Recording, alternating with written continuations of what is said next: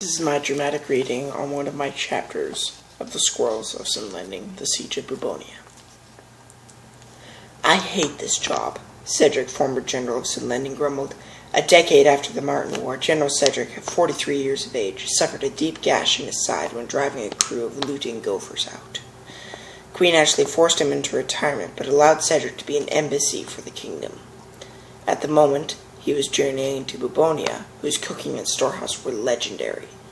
He was being accompanied by Nathan, a Sunlending scout of great renown. The reason Cedric was so aggravated with his current position was because he was a very aggressive squirrel and enjoyed the thrill of the battlefield. Little did he know that he would soon get his chance to once again draw his sword. As they journeyed, Nathan suddenly stiffened and hissed, "Stop!" "What?" asked Cedric irritably. "Shh!" Nathan hissed. "We are being watched." He put his hand to his belt, where his long knives lay as he did, watching, waiting for something. Suddenly his knives leaped from his scabbard, one knife ready to cut the arrow whistling towards them from behind. Shink! Cedric, faster than one could blink, had drawn his 15-inch Bubonian broadsword, and in one decisive horizontal sweep he sliced the arrow in half. Slicing an arrow mid-fight with a pound-and-a-half Bubonian sword would have shamed many a Nebulosian, and was a testament to his strength, dexterity, and precision with the blade. Nathan gawked, completely dumbfounded by Cedric's lightning-fast reaction as well as his incredible mid-air slice. "A most impressive feat, Cedric," a voice called from the treetops. Though it had been over a decade, Cedric recognized the voice instantly. Devonian. In the dim light of the sun filtering through the trees, they saw the Bandit King, a tall black squirrel with a dart thrower clipped to his left side, with his sword in his left hand. The only difference in his appearance from 12 years ago was that his left middle finger was now gone, though this was no comfort to Cedric or Nathan.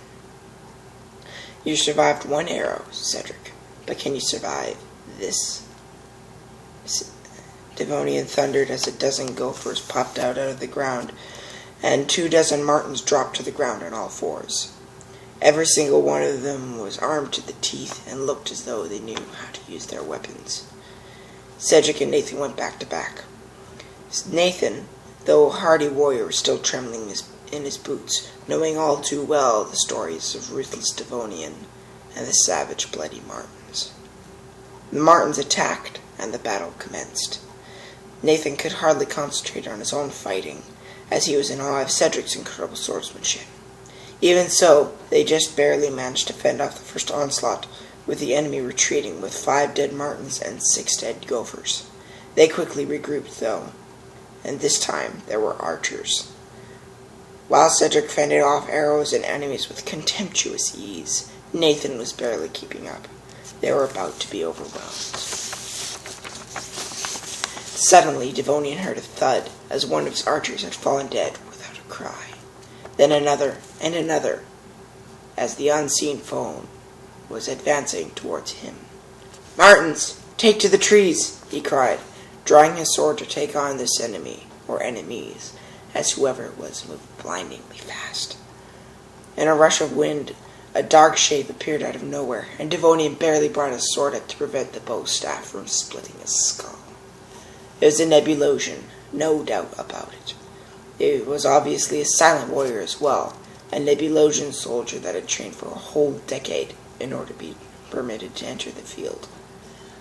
They were fast, they were deadly, and they were silent. For a series of several seconds, he engaged the Nebulosian, with chips of oak flying everywhere as he blocked the incredibly precise strokes. To gain a breather, he did a backflip to a higher vantage point. When he landed, however, he discovered that the Nebulosian had raced down the tree, knocking aside the remaining enemies that engaged Cedric and Nathan while his back was turned. "Let's go," he said, while they're confused.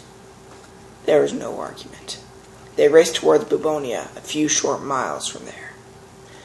"Who are you, and how did you know we needed help?" Nathan asked as he sped along the long branches of the trees. "I am Adam, and I was sent by Sensei Matthew to help you," Adam answered. "Why?